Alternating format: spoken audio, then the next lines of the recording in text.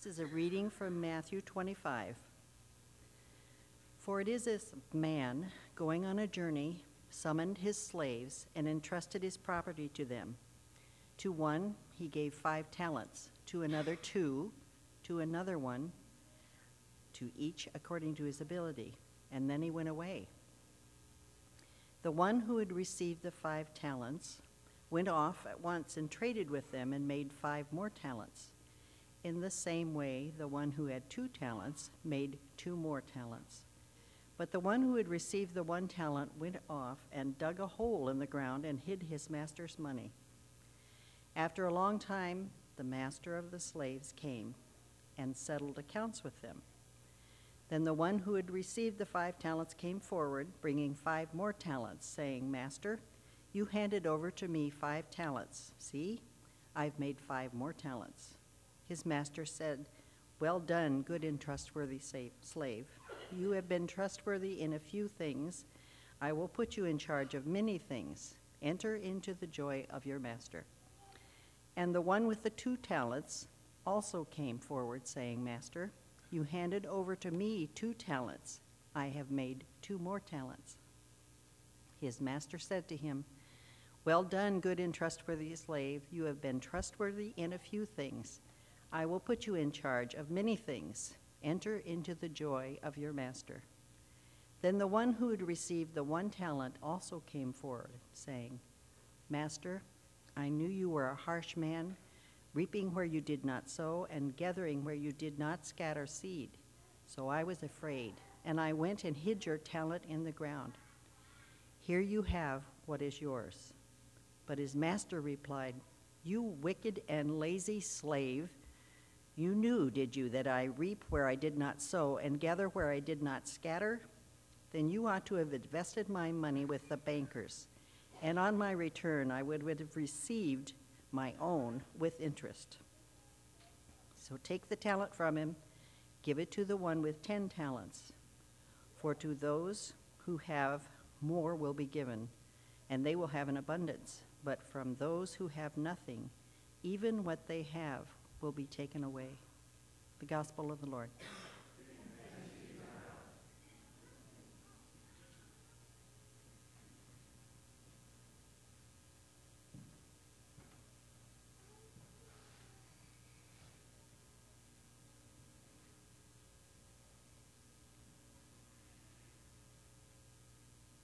Like many of you, Marcia and I have squirrels in our yard.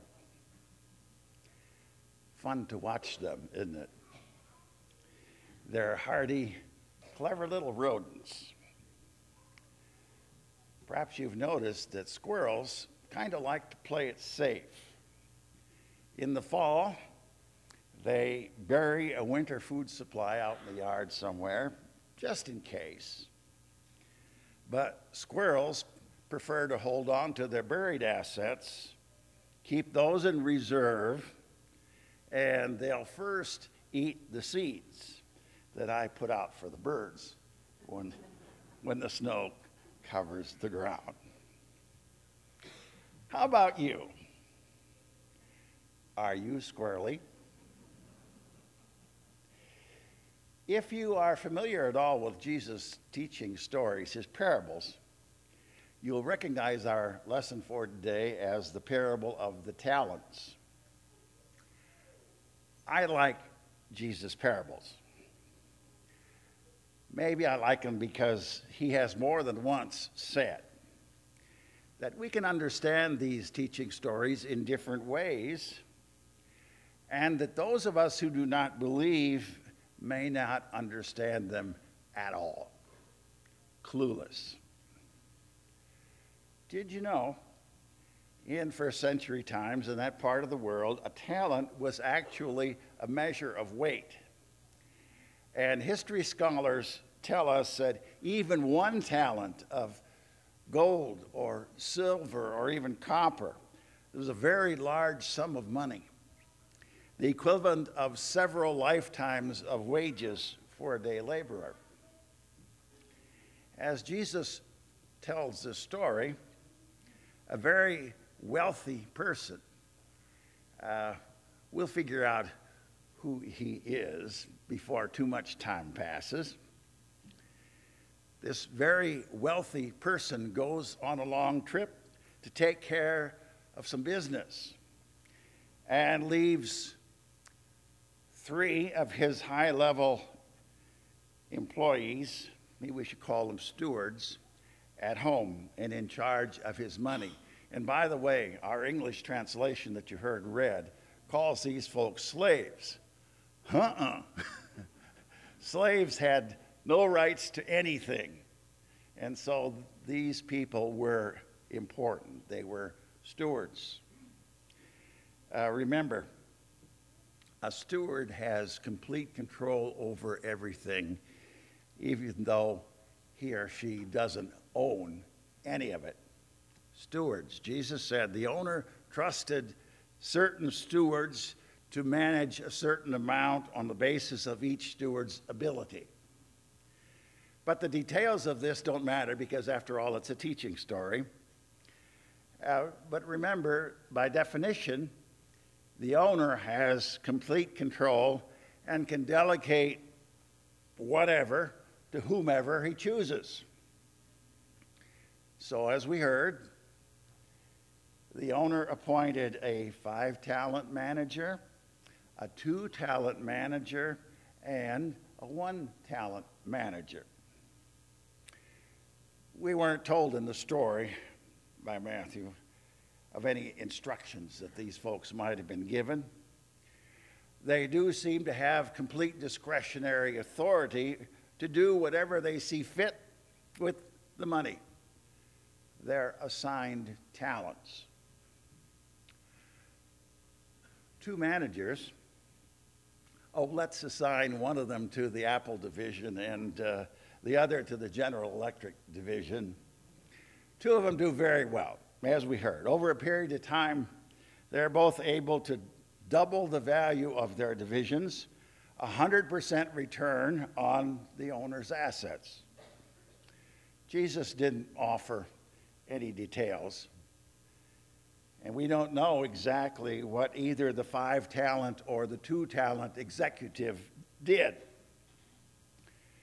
But I think we can probably be fairly sure that they did a couple of things with their gifts. One, they worked diligently with the gifts they were given, and 2, the owner's interests always held top priority. On the other hand, the 1-talent manager seemed to be intimidated by the escalating risks that were involved. Let's say that he was in charge of the Golden Arches division, and he could see a potential problem on the horizon. Market share seemed to be slipping. Profitability and margins are shrinking. I mean, what are you going to do? Well, the 1-talent steward chose to be squirrely. He's not going to put any of his Golden Arches assets at risk. He just knows that if he loses it, he's going to be in big trouble. So let's use our imagination and let's say that he converts his company stock to gold, finds a safe spot, and buries it. That's what squirrels like to do, after all. Conserve in reserve whatever they're holding. Eventually, as you can imagine, there is a time for an accounting. As we heard Matthew's gospel tell us, the 1-talent executive explained to the owner that he had been afraid. So he hid the money to be sure not to lose it. He accomplished exactly what he had planned to achieve. Nothing. As one of my old friends used to like to say, if you aim at nothing, you hit it every time. Now, let's remember that it's an extreme act of trust for the owner. You recognize the owner as God by now, don't you? Okay. extreme act of trust for God to assign total discretionary control to any steward. Don't for a moment think that the one talent steward was being slighted. But do you see the difference in the actions of these three high-level servants? First two, they get right to work. Over time, double what they had been entrusted, 100% return on investment. But the one talent manager, out of fear and perhaps a little distrust mixed in, opts to go squarely. Squarely, he knows if he screws up, he's going to be in trouble. And so, like a true squirrel, he finds a good, safe place, digs a hole, and buries it. Conserve the reserve, you know. The one talent manager did not trust as he had first been trusted. Mr. Squirrel did not return faith for faith. He just didn't want to risk getting in trouble. But the parable of the talents suggests, at least to me, that playing it safe can sometimes be dangerous. There's also a third reasonable twist to this teaching story. There are two trusting, committed, loyal executives who dared to risk everything and earned an excellent return, and there's one squirrely manager who risked nothing and gained nothing. But there's a third possibility, you know. What if we included in the story a loyal, trusting risk taker who invested his talents and lost everything? Is it because, we didn't hear about that, is it because everyone who trusts in God, the traveling owner, remember, everyone who trusts in God will never lose everything? But of course, the story doesn't say what would happen to somebody who trusts and loses. I believe there's a reason for this. When we use our God-given gifts faithfully and trustingly, we won't lose. At least we won't lose it all in the final accounting. The church is one body, both here on earth and in heaven. Every one of us has a holy obligation, both to God and to the rest of us, to fulfill our life's purpose. And that purpose is to accept and to use whatever gifts we have been assigned. So, what talents has God given you? Identify them. Be honest. Don't sell yourself short.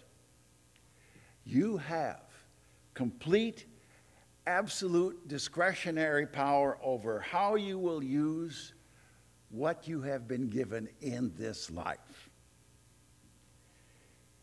If we choose to be squirrely with our talents, we're shortchanging God and each other. The one talent manager, the squirrel, knew what he was expected to do. His own words proved it. I knew, he said, according to Matthew, I knew you harvested where you didn't plant. I knew you gathered where you hadn't scattered any seed. In other words, I knew there were high expectations. Now, we all know too, don't we? We know God has high expectations for a great harvest return from us. And so the point is, see the screen? Don't be squirrely with your talents. Be a steward. The word of the Lord. Amen.